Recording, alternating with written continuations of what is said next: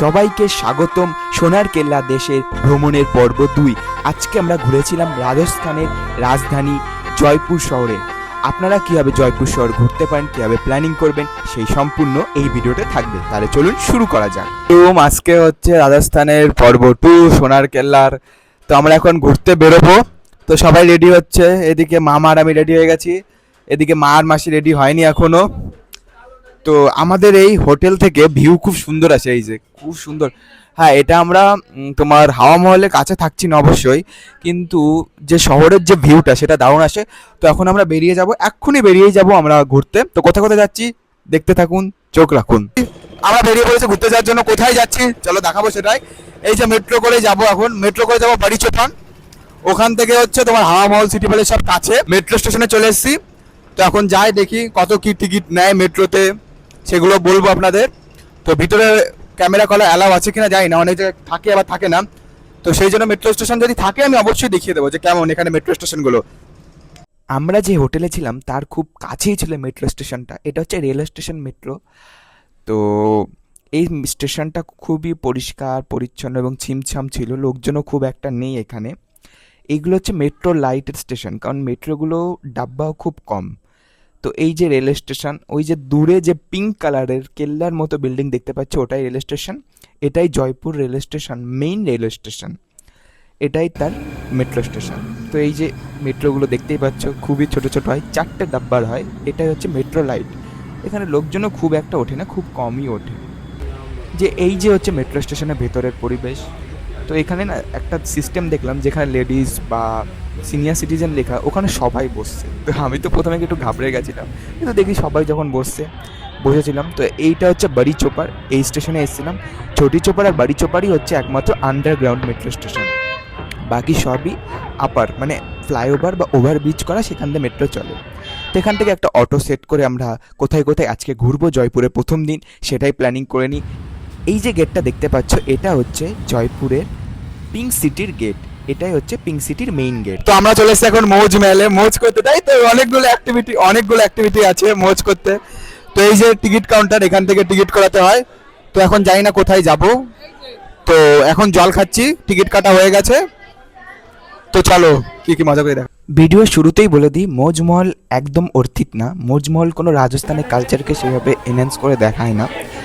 তো মৌজমহল মূলত হিউম্যান মেডই। এখানে ছিল কিছু মানে ইলিউশন, তারপরে ঘোস্ট হাউস, মানে এইরকম কিছু নিয়েই তৈরি। মূলত এটা একটা মল টাইপের বলতে পারো, কারণ এখানে দোকান এবং খাওয়া দাওয়ার জায়গা রয়েছে। তো সেটাকে অ্যাডভার্টাইজমেন্ট করার জন্য এটা তৈরি করা, যাতে এখানে লোকজন আসে এবং সেই জায়গায় খায় এবং জিনিসপত্র কেনে। তো আমার কাছে একদম অর্থিত মনে হয়নি। এখানে পার পার্সেন্ট চার্জ নিয়েছে 500 টাকা। তো এটা হচ্ছে আলাদিনের চিরাগ। এইখানে একটা জিনিস ভালো দেখেছিলাম, পাপেট শো। এই জায়গাটায় মূলত লোকে ফটো টটো তোলে, কারণ এখানে 3D মডেল মতো করা। এই যে পাপেট শোটা দেখে খুবই মস্তি পেয়েছিলাম, কারণ বহুদিন পর পাপেট শো দেখলাম। আর নানান ইলিউশন ছিল। তারপরে ওয়্যাক্স মিউজিয়ামে গিয়ে আমি একটু কান বনেগা করোড়পতি, জীবনে যাই না কোনোদিনও যেতে পারবো কিনা, সেই জন্য একটু ওয়্যাক্স মিউজিয়ামে একটু ফ্লেক্স করে নিলাম। তো এই মিউজিয়ামটাও ভালো মোটামুটি, অনেক মানে সেলিব্রিটি, অনেক পরিচিত মানুষ রয়েছে এবং অজানা মানুষকেও জানলাম। চলে এসেছে এখন ফুড কোর্টে, ওয়্যাক্স স্ট্যাচু, তারপরে ইলিউশন, তারপরে পুতুল নাচ, এগুলো দেখে এখন ফুড কোর্টে চলে এসেছে। এখন লাস্ট বাকি রয়েছে এই যে তোমার মানে একটা 3D শো। তো 500 টাকা নিয়েছে, এটা ওর্থিট কি ওর্থিট না সেটা আপনাদের লাস্টে বলবো। তো এখন এখানে ওয়েট করি, এখন একটা শো চালু হয়ে গেছে। এরপরে আমরা 3D শো দেখবো, তারপরে আমাদের শেষ হয়ে যাবে মৌজমহল। তো সেখান থেকে আমাদের অটো চালক নিয়ে যাচ্ছে খাজানা মহলে। তো খাজানা মহলে যাওয়ার আমার খুবই ইচ্ছা ছিল, কারণ খাজানা মহল জায়গাটা এতটা সুন্দর জায়গায় অবস্থিত না, এবং সেই খাজানা মহলটা অর্থিত। আমি তোমাদের বলছি কেন। কারণ এখানের নেচারের ভিউ, পুরো নেচারের মধ্যে ওপেন একটা পার্ক টাইপের এরিয়া। এখানের অ্যাট্রাকশন হচ্ছে কিছু রাজস্থানি কালচার, এবং এখানে রয়েছে হচ্ছে জুয়েলারি, যে স্টোন দিয়ে তৈরি হয় তারই একটা হিস্টোরি, এবং নানান রকম জুয়েলারি, তার সাথে নানান স্টোনও রয়েছে। এবং এখানে এসে প্রথম মাটির জিনিস বানাই, অবশ্য উনি আমাদের হেল্প করে দিচ্ছিল। আর এই যে দেখতে পাচ্ছ বিল্ডিংটা, এটাই হচ্ছে মেইন মিউজিয়াম। তো এখানে আর একটা জিনিস দেখি যেটা অর্থিত মনে হয়, এটা হচ্ছে রাজস্থানি ডান্স, সব জায়গায় দেখাতে পাওয়া যায় না। আর এই যে শ্রী রাম লেখা, এটাই হচ্ছে রাম সেতুর পাথর। আসলাম সোনার কেল্লা দেশে। খুবই আমি দুঃখিত, কারণ ফোনের স্টোরেজ না থাকার জন্য আমি ভিডিও করতেই পারছি না, সেভাবে আপনাদের দেখাতে পারছি না যেটা দেখাবো।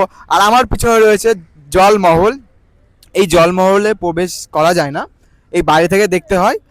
তো এইখান থেকে লোকে ফটো টটো তোলে, এখানেও ড্রেস পরে ফটো তোলা যায়। এই যে জলমহল, আর এত গরম এত রোদ, তো মানে আমরা ভেবেছিলাম যে সকালবেলা বেরোবো, দুপুরটার হোটেলে থাকবো, আর তোমার সন্ধ্যার দিকে বেরোবো, কিন্তু হলো না। তো রোদটা গরমকালে রাজস্থান আসলে রোদটা অ্যাভয়েড করাই ভালো, খুব গরম, খুব ঘাম হচ্ছে না ঠিকই, কিন্তু খুব গরম। তখন জলমহলটা দেখি আর আপনাদেরও দেখায়। জলমহল দেখে আমরা চলে যাচ্ছি আম্বির ফোর্টে। তো আম্বির ফোর্ট এবং নাহারগড় ফোর্টে যাওয়ার যে রাস্তাটা এতটা সুন্দর, অতুলনীয়, আমি বলবো এই আম্বির ফোর্ট আর নাহারগড় ফোর্ট, আম্বির ফোর্টে আজকে যাচ্ছি, নাহারগড় ফোর্টে যাচ্ছি না, কিন্তু এই ফোর্টগুলো কখনোই মিস করবে না। এই আম্বির ফোর্টের উপরে যাওয়ার রাস্তা তিনটি, এক হাতির মাধ্যমে, একটা হেঁটে, আর একটা জিপে। আমরা জিপে গেছিলাম, জিপে ফিক্স প্রাইস 650 টাকা। আর রাজস্থানে সম্পূর্ণ ঘোরার জন্য অটোই বেস্ট, সস্তায় ভালোভাবে ঘোরা যায়। তো আমরা চলে এসেছি এখন মীরাবাই মন্দিরে, আম্বের ফোর্টে উঠবো এখন। তো জিপে করেই যাচ্ছি আমরা। তো এটা হচ্ছে মীরাবাই মন্দির। তো বলে দিই, মুঘলরা তো তখনের সময় আমাদের হিন্দুদের মন্দির মূর্তি ভেঙে ফেলছিল, তাই সেই জন্য তখন মীরাবাইয়ের মূর্তিটা এখানে নিচে রাখা হয় এবং কৃষ্ণজির সাথে স্থাপন করা হয়। তো তারপরে এটা হয়ে গেছে মীরাবাই মন্দির। এই মন্দিরের আর একটা নাম আছে, সেটাও বলে দিই, শ্রী শ্রী জগৎ শিরোমণিজ মণিজি টেম্পল। শ্রী জগৎ শ্রী শিরোমণিজি টেম্পল, শ্রী জগৎ মণিজি টেম্পল আম্বিরের। তো যদি হেঁটে যাও আম্বির ফোর্টে, ওই দিক দিয়ে হেঁটে যায় আম্বিরের ফোর্ট। ये जो अपना 40 फुट पे लेते हो ये बॉर्डर पे यही पिन रहता है। जूते এই निकाल মন্দিরে একটা খাস বাত আছে, সেটা হচ্ছে কৃষ্ণের পাশে যাকে দেখতে পাচ্ছ সেটা রাধারানী নয়, সেটা হচ্ছে মীরাবাই। তাকে একটু নিচু করে রাখা হয়েছে, কারণ কৃষ্ণের পাশে দাঁড়ায় হচ্ছে একমাত্র রাধারানী, কিন্তু সে যেহেতু ভক্ত ছিল সেজন্য তাকে একটু নিচু করে রাখা হয়েছে। তো সেটা দেখে আমরা চলে এসেছি উপরে, জিপ উপরে নিয়ে এসছে আম্বির ফোর্টে। তো এখানে এসেই প্রথমে দেখতে পারলাম যে এদের যে বাদ্যযন্ত্রর মাধ্যমে এদের যে ফোক মিউজিকটা বাজানো হয় সেটাই বাজাচ্ছিল। এই দিন আমার জন্য এতটা খারাপ ছিল যে আম্বির ফোর্টের ভিডিও করতে পারিনি ভিতরে, কারণ আমাদের যে গাইড ছিল উনি মানে একটু বয়স্ক লোক ছিল, তো উনি সব বিষয়ে অত জানতো না। উনি বলেছে ভিতরে ভিডিও করা যায় না, সেজন্য করতেও পারিনি।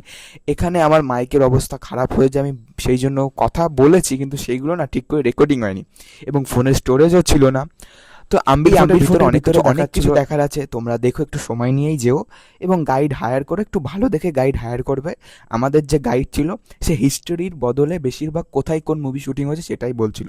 তো সেই জন্য আমাদের এক্সস্টেড লাগছিল তার কথাগুলো শুনে, কারণ এমনি প্রচুর গরম ছিল, কিন্তু ভিতরের জায়গাটা খুবই সুন্দর, অনেকটা টাইম লাগবে ঘুরতে।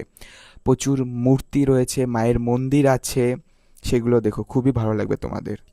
এখানে একটা স্ক্যাম হয়ে যায়, অটোওয়ালা আমাদের একটা দোকানে নিয়ে যায়, সেই দোকান থেকে আমরা কিছু কিনিনি বলে উনি আমাদের না শুধু আম্বির ফোর্ট অব্দি ছেড়ে দিয়েছিল, কিন্তু সেই জন্য একটু স্ক্যাম হয়ে যায়। তারপরে আমরা কি করব, সব থেকে সহজ উপায় এবং সস্তা হচ্ছে উবের, সেটাই করে নিই বুক।